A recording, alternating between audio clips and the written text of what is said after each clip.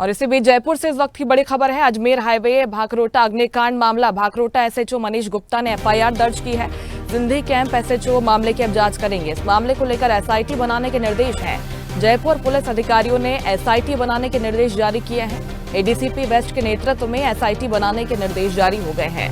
Commissioner Biju George Joseph ने ये निर्देश जारी किए हैं। जयपुर अग्निकांड में मृतकों का आंकड़ा बढ़ गया है। हादसे में आपको बता दें कि अब तक 14 लोगों की मौत हो गई है, कई लोग घायल बताए जा रहे हैं। भाकरोटा के एलपीजी सीएनजी ट्रकों की टक्कर हुई थी और टक्कर के बाद भाकरोटा में बड़ा ब्लास्ट हुआ था। भाकरोटा एसएचओ मनीष गुप्ता ने एफआईआर दर्ज की है। जयपुर पुलिस कमिश्नर जोसेफ ने इसको लेकर निर्देश अब जारी किए हैं। जांच के लिए एसआईटी गठित करने के निर्देश हैं। एडीसीपी वेस्ट के नेतृत्व में एसआईटी बनाने के निर्देश अब जारी हो गए हैं।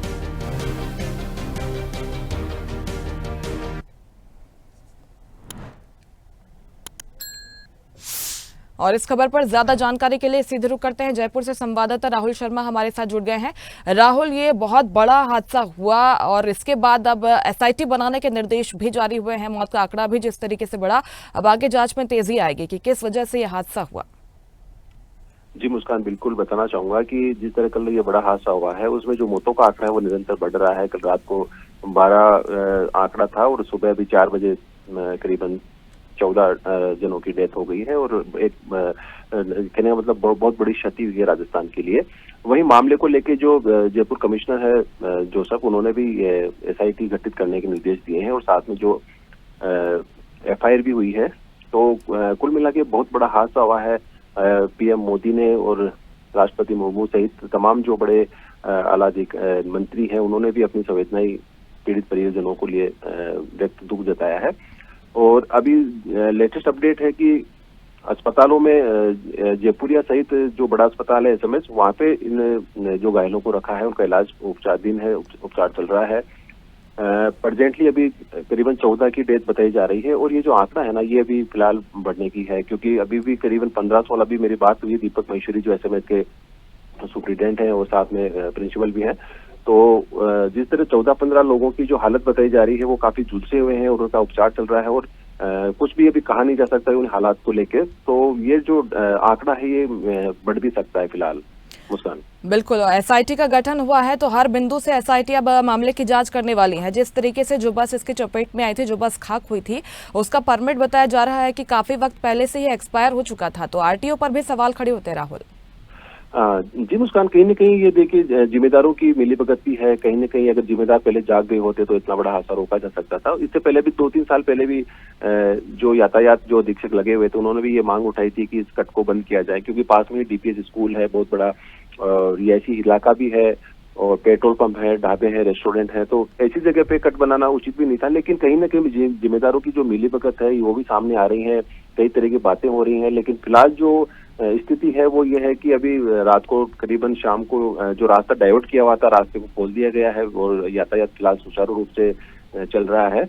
और मामले को लेकर उच्च स्तरीय बैठक भी आज बुलाई है मुख्यमंत्री ने और जिस तरह जो हादसा हुआ है उसको लेकर तमाम जो स्थिति है उसको लेकर उस पर मंथन किया जाएगा। बिल्कुल, जांच का उद्देश्य ये भी है कि आखिरकार ये हादसा हुआ कैसे, क्योंकि हाईवे पर जो सुरक्षा मानक होते हैं उनका यहाँ पर पालन नहीं किया गया। ऐसा अधिकारियों का भी यही कहना है राहुल कि क्यों ऐसी लापरवाही बरती गई और जो मानक है उसका पालन हाईवे पर आखिरकार क्यों नहीं किया गया। इसी बिंदु पर भी आगे एसआईटी जांच करने वाली है। बिल्कुल, जो कमिश्नर है जयपुर के उन्होंने भी इस पे एसआईटी गठित की है और साथ में जो कारण है क्योंकि इस कट को क्यों खुला छोड़ा गया, क्योंकि एनएचआई ने है वो भी जिम्मेदार एजेंसी है और कहीं ना कहीं जो यातायात जो है जो वहाँ पे यातायात का जो कमिश्नर है उनको भी ये जांच के लिए रिपोर्ट मांगी गई है कि इस कट को क्यों बंद नहीं किया गया।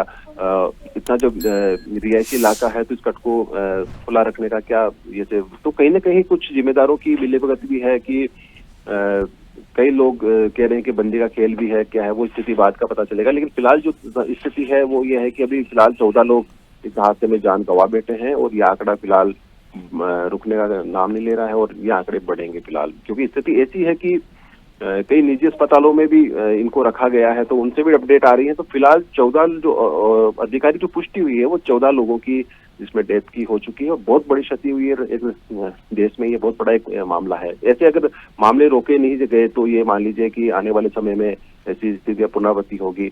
तो कहीं ना कहीं सरकार को इस पे एक्शन लेने की जरूरत है उसका। बिल्कुल, जब भी इस तरह के बड़े मामले हादसे सामने आते हैं तो मुख्य वजह लापरवाही होती है और इसी पर एक्शन लिए जाने के लिए एसआईटी का गठन आगे किया गया है। शुक्रिया राहुल जानकारी के लिए आपका। लेटेस्ट खबरों के लिए लाइक, फॉलो और यूट्यूब पर सब्सक्राइब करें, बेल आइकन दबाएं, साथ ही विजिट करें swedeshlive.com पर।